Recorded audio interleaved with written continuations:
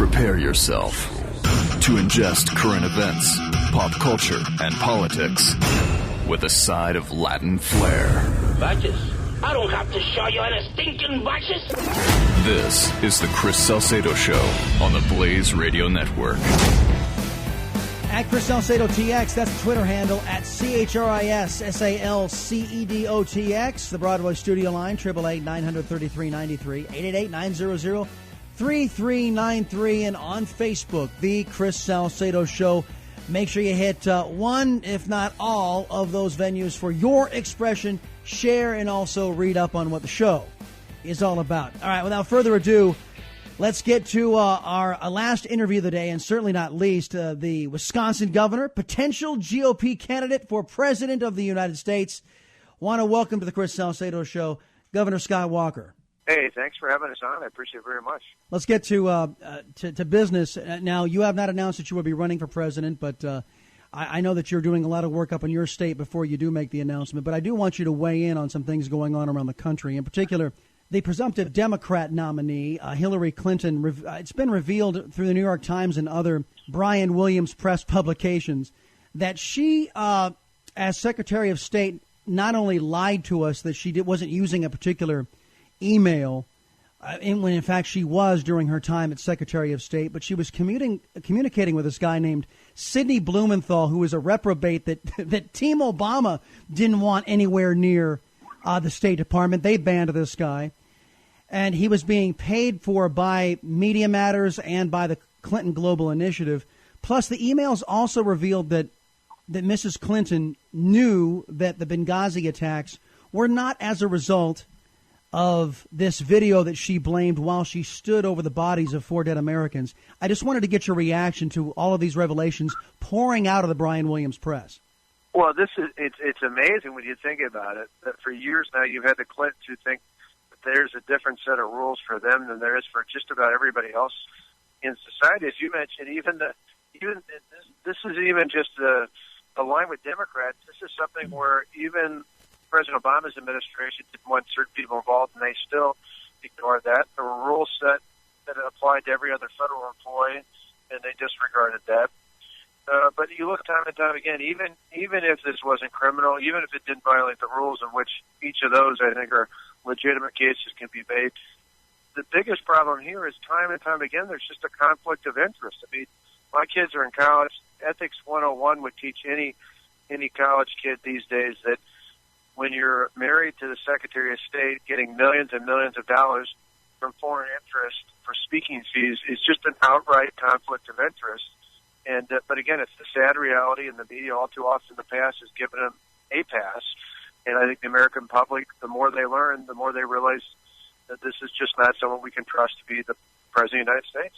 Wisconsin Governor Scott Walker is my guest right now. And, Governor, I'm not sure if you caught this, but this was, in my mind, a blatant declaration of collectivism by Mr. Obama when he really decried individuals who scrape and sacrifice to send their kids to private schools, saying that that private schools lead to this anti-government bias, and he didn't want to have anything to do with that. Would you comment first off on his slamming of those who send their kids to private schools? I think he happens to be one of them. But also, what is your prescription if you decide to run for political office, higher political office, for fixing the nation's failing government schools? Well, one, this the overwhelming audacity of the hypocrisy of someone who as you mentioned, has 2 daughters who've attended private schools. I mean, the bottom line is I've got 2 sons in college, one at a public institution, one at a private institution. Both of them graduated from public high schools. Thankfully, thank God every day for the fact that there were wonderful public schools in Wauwatosa where we raised our children.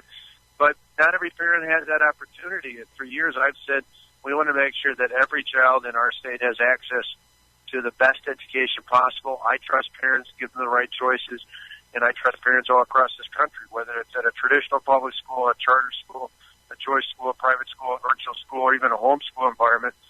Every family needs to have a choice that's right for them. And what I tell people about my kids in higher education, one at the University of Wisconsin in Madison, one at Marquette University in Milwaukee. Nobody flinches at that when it comes to higher ed, but yet people like the president and others somehow think it's not a good thing when it comes to K through 12 education. Nationally, we need to get the federal government, the money that we send to the federal government out of education, and send that money back, not just to the states, but back to the individual communities where parents can have more efficient, more effective, and more accountable government, where you can hold school boards accountable. You can give them the authority, as we did in Wisconsin, to actually run their schools again. One of the best things people don't often know about in Wisconsin, our reforms didn't just take on unions, collective bargaining. They got rid of seniority and tenure. We can now hire based on merit, pay based on performance. That means we can put the best and the brightest in our classrooms, and we can pay them to be there. That's exactly what's happened. 4 years later, graduation rates are up, third-grade reading scores are up, ACT scores are now second best in the country. If you give the parents, if you're giving community in your state or in the country, good quality education choices, they'll pick the choice best for their son or daughter. Governor Scott Walker from the great state of Wisconsin, my guest right now here on the Chris Salcedo Show. We have ISIS gaining ground and toppling cities like Ramadi. We have a contrast where President Bush handed Mr. Obama a success story, not my words, and not a conservative's words. Mr. Obama himself called it a success story in Iraq. He will hand the next president of the United States a mess in Iraq of his own creation with ISIS and other concerns. If you run for the president of the United States, what is your prescription to get us out from under this light footprint, lead from behind foreign policy and restore more sanity to our foreign policy? Well, first and foremost, we need to unleash American power. When it comes to Syria and Iraq, you've got this policy of retreat. It failed in Syria. We saw a red line that he drew and then allowed people to cross it. You see it sadly now in Iraq, where we have American personnel there, we have military personnel there, and yet we're limiting their ability to become engaged. As Secretary Gates said just recently, we need to eliminate the restrictions on our troops, allow them to do more on the ground. For example, they can do things without full-scale, hundreds of thousands of boots on the ground.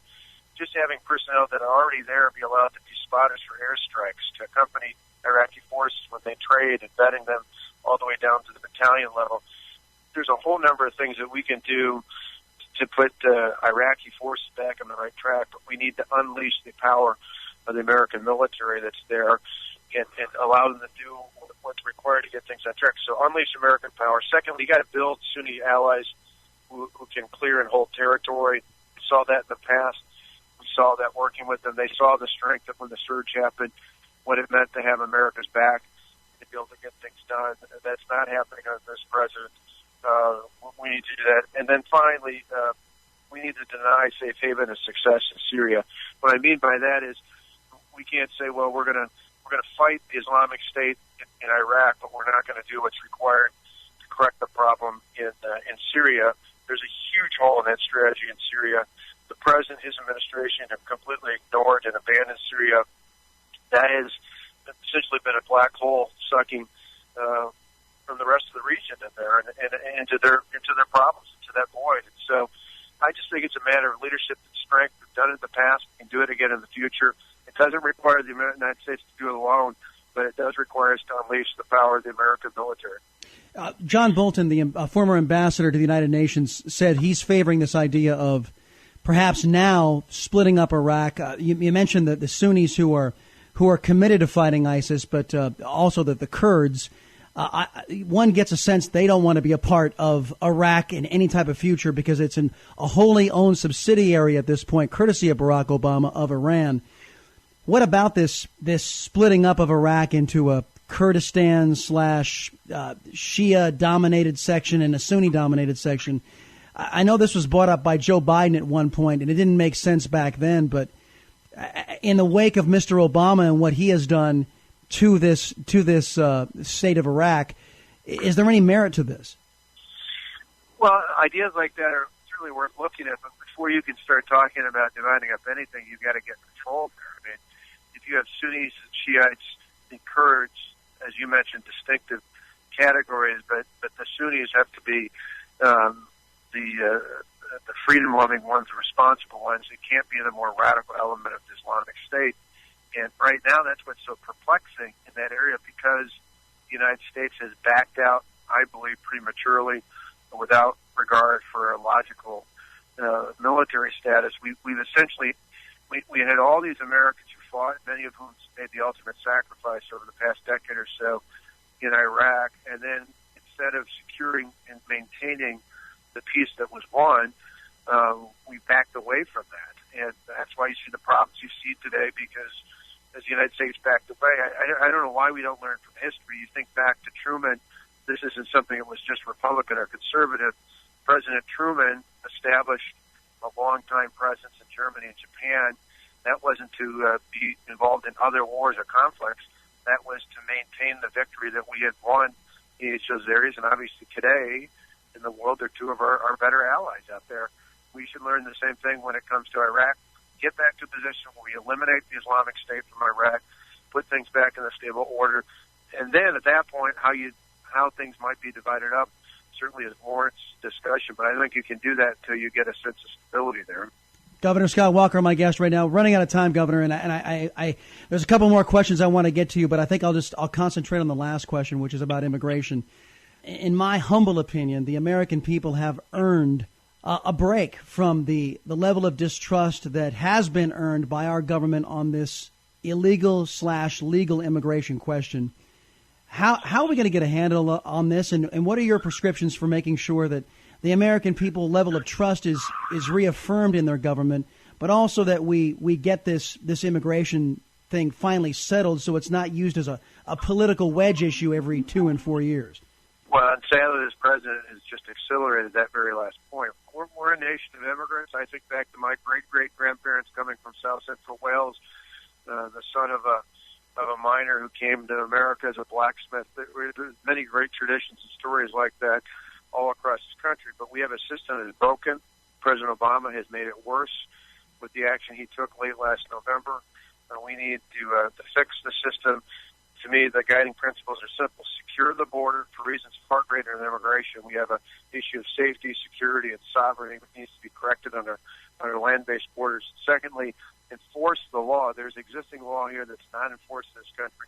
And third, to me, you fix the legal immigration system, and you make a top priority that working families here in America and their wages have got to be the top of your list of priorities, and then in a way that strengthens our American economy. Amnesty is not the answer. Fixing the legal system going forward in a way that looks out for American workers, American wages, their wages, I should say, and strengthening the American economy is the way to go. All right, Governor Scott Walker, when can we expect an announcement from your team on what your future plans are about President of the United States, running for president? Our state budget ends at the end of June. The next one starts July 1st.